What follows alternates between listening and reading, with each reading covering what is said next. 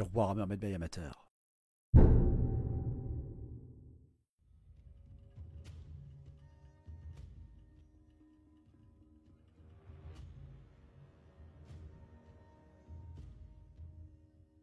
Les colonnes de fumée s'élèvent au-dessus de l'horizon, tandis que les villages brûlent. Les réfugiés fuient pour sauver leur vie en s'écriant « Ils arrivent !» Et c'est alors que vous l'entendez. Le cri de guerre barbare annonçant le raz-de-marée des envahisseurs les plus brutaux au monde. Au milieu de cette confusion, d'innombrables peaux vertes marchent à la guerre, avides de l'ivresse que procure le combat, se livrant au pillage parce qu'ils sont plus gros ou plus fourbes que les autres, ou parce qu'ils sont foncièrement convaincus que tout ça c'est pour notre bien. Le monde de Warhammer tremble de peur lorsque résonne le rugissement de la WAG. Les orques et gobelins sont le fléau de ce monde. Ce sont des pillards féroces qui se sont répandus partout. Ils sont si assoiffés de sang qu'ils se battent entre eux s'ils ne trouvent pas d'autres adversaires. Leurs ordres sont si nombreuses et belliqueuses que s'ils s'arrêtaient un jour leur lutte intestine, ils pourraient submerger le monde sous un raz-de-marée de violence impossible à stopper. Les orques et gobelins, qu'on nomme communément les peaux vertes, sont organisés en sociétés tribales. Leurs groupes peuvent aller de quelques centaines à de vastes hordes capables de recouvrir l'horizon. Chaque tribu est dirigée par le peau verte le plus fort et le plus rusé, qui prend le titre de seigneur de guerre. Les plus doués d'entre eux attirent à eux de nouvelles tribus avides de combattre sous leur bannière. En effet, aucun peau verte digne de ce nom ne manquerait l'opportunité d'une bonne baston, même si certains, plus pragmatiques, se soumettent d'eux-mêmes à plus fort qu'eux pour éviter de se faire taper dessus. La raison du plus fort est toujours la meilleure. C'est pourquoi les plus grandes tribus ont tendance à absorber les plus petites, soit en s'alliant, soit en les dévorant. Les tribus de peau verte se rencontrent partout dans le vieux monde et même au-delà, aux grandes dames des peuples plus pacifiques. Des jungles de Lustrie aux désolations nordiques, des landes lugubres de Nagaroth aux terres lointaines de l'Extrême-Orient, il n'est pas un habitat que les peaux vertes n'aient conquis. Elles sont innombrables, et même si elles ne possèdent pas d'empire à proprement parler, l'étendue des terres des tribus peaux vertes est tout simplement colossale. Les régions notoirement dangereuses que sont les montagnes du bord du monde, les montagnes noires et les terres arides sont littéralement infestées de peaux vertes. La plupart des tribus sont pourtant nomades, souvent par obligation, car une tribu suffisamment puissante a tendance à tout ravager à des lieux à la ronde de son campement et sera donc forcée de se déplacer. Tout seigneur de guerre qui se respecte considère toutes les terres qui se déroulent jusqu'à l'horizon comme son terrain de jeu, et ceux qui pensent autrement feraient bien de se préparer à la guerre. Si on devait personnifier la guerre, elle aurait sans aucun doute l'aspect d'un orque. Ces brutes à la peau verdâtre sont plus grandes et plus larges d'épaules qu'un homme.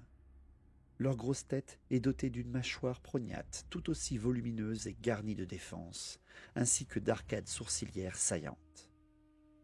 Les orques sont stupides, mais incroyablement endurants, et ne vivent que pour se battre. D'ailleurs, ils s'ennuient rapidement quand ils ne sont pas occupés à guerroyer. Certains sombrent alors dans une humeur maussade, tandis que d'autres se lancent à corps perdu dans une activité comme l'empilement de leur butin ou des crânes de leurs ennemis. En de rares occasions, ils se réunissent pour débattre de ce qu'ils pourraient faire.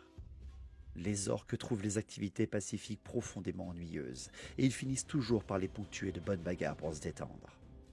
On comprend donc que les orques ne sont pas très regardants quant à l'innocité de leur adversaire, la proximité de ceux-ci étant souvent le facteur déclencheur. Tous les orques ne naissent cependant pas verts et égaux en droit.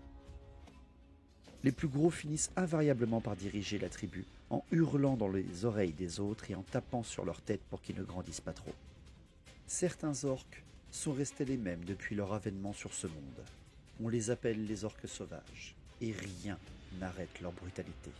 Beaucoup d'autres orques ont cependant adopté l'acier et le fer pour couvrir leur corps et produire des armes encore plus redoutables. Certains deviennent même des costos, des êtres encore plus grands, encore plus forts et encore plus brutaux que leurs cousins. Enfin, les orques noirs sont les plus féroces de tous. Leur peau est plus foncée que celle de leurs congénères, et ils vont au combat armés jusqu'aux dents. Ils viennent de très loin à l'est, et ils n'évoquent jamais leur passé. Il n'est donc guère étonnant que la plupart des seigneurs de guerre peau verte les plus célèbres et les plus redoutables soient des orques noirs. Les gobelins sont plus frêles que leurs cousins orques, mais ils sont aussi plus agiles et plus intelligents. Leur nez est crochu et leur constitution malingre. Alors que les orques communiquent simplement en grognant ou en montrant les dents, les gobelins sont prolixes, jusqu'à l'irritation, et ne se taisent jamais avant d'avoir pris une sévère paire de gifles. Leur faiblesse physique les rend lâches et peureux, même si l'histoire a prouvé à de nombreuses reprises qu'une horde de gobelins peut vaincre n'importe quel ennemi grâce au poids du nombre. Ce sont des adversaires veules qui préfèrent attaquer leur victime dans le dos lorsqu'elle est blessée ou endormie, et parfois les trois à la fois. Les gobelins sont divisés en races qui se sont adaptées à leur environnement. Les gobelins des forêts luttent contre les hommes bêtes dans les bois les plus profonds de l'Empire et ailleurs. Les cavernes des montagnes du bord du monde sont quant à elles les antres des gobelins de la nuit, qui posent une menace sérieuse aux forteresses des nains et à ceux qui tentent de franchir les cols. Une haine tenace brûle entre les nains et les gobelins de la nuit, car ces deux peuples se battent constamment pour le contrôle des halls creusés dans les montagnes. En dépit des différences qui séparent les orques et les gobelins, ils se rassemblent naturellement, à tel point qu'il est rare qu'une tribu ne soit composée que de deux types de peau verte. Même si les gobelins servent de souffre-douleur aux orques, ils y trouvent tout de même des avantages. En effet, ils peuvent compter sur leurs cousins plus forts physiquement pour se battre, tandis qu'ils se chargent des tâches bassement matérielles, comme fourrager, préparer la nourriture ou voler à la tire. Tous les orques et gobelins ont tendance à voler et à piller, et passent l'essentiel de leur temps à organiser des raids depuis leurs repères.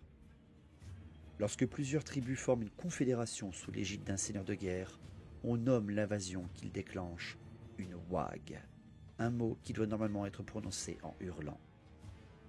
Une wag est en quelque sorte une croisade visant à submerger les terres sous un raz-de-marée de violence non contenue.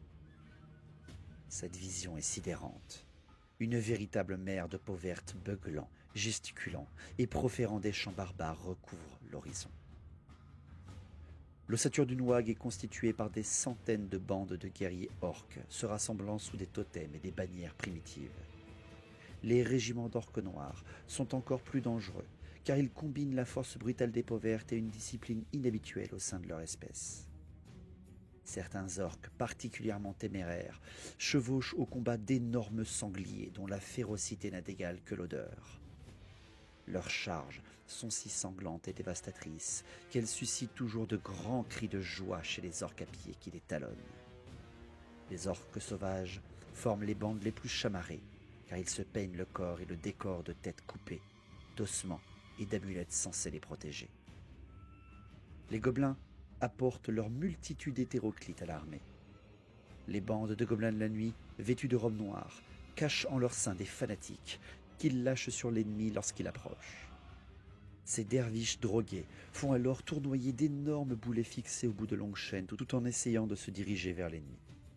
Des chars, tirés par des loups et des machines improbables avancent en cahotant sur le champ de bataille, certaines débordant d'archers gobelins survoltés. Les gobelins des forêts chevauchent souvent des araignées gigantesques, capables de franchir n'importe quel obstacle afin de tomber sur les arrières de l'ennemi. Des araignées encore plus énormes, parfois aussi grosses qu'une maison, suivent souvent au combat les armées des gobelins. Les machines de guerre fabriquées par les gobelins ont une puissance de feu imprévisible, malgré la présence presque systématique d'un orque semi-gâteux chargé de tempérer l'enthousiasme des servants. Des monstres terrifiants se joignent également à une wag, comme des clans de géants, ivres morts, qui se lancent dans des concours pour déterminer celui qui piétinera le plus d'ennemis. des hordes de squeaks des cavernes bondissant et des vouivres d'art venimeux capturés sur les plus hauts pics, dressés au combat et protégés par d'épais caparaçons de métal, amènent encore plus d'horreur à une wag. On évoque aussi des animaux des cavernes si énormes qu'ils peuvent engloutir un bœuf, et des créatures stupides mais terriblement résistantes, capables de vomir de l'acide. Heureusement, les orques et gobelins ont une faiblesse. Ils sont incapables de rester alliés bien longtemps. Même au milieu d'une bataille, leurs régiments se disputent et des bagarres éclatent, au point que chaque tribu s'en prend à ses voisines. De plus, l'esprit si simple et complexe à la fois des peaux vertes les protège de la corruption émanescente du chaos. Aux yeux des peaux vertes, la puissance et l'intelligence de Gork et de Mork, leur divinité, est bien supérieure et bien plus encline à protéger les peaux vertes que les dieux du chaos. Ainsi, les wags du monde sont une menace pour les peuples pacifiques, mais sont également un ennemi incroyable pour les forces du chaos. Et si jamais un seigneur de guerre est abattu alors qu'il dirige une wag, elle s'éteint d'elle-même, jusqu'à ce qu'un nouveau seigneur de guerre émerge pour reprendre le flambeau de son prédécesseur. Une armée de peaux vertes se formera presque toujours sans crier gare. Son but n'est même jamais vraiment très clair et dépendra des caprices de son chef. Les orques et gobelins sont bien le fléau de la civilisation, et leurs raids barbares incessants ne s'arrêteront jamais d'accabler le monde de Warhammer. Ils semblent stupides, désorganisés et voués à se battre entre eux. Mais il ne faut jamais les sous-estimer.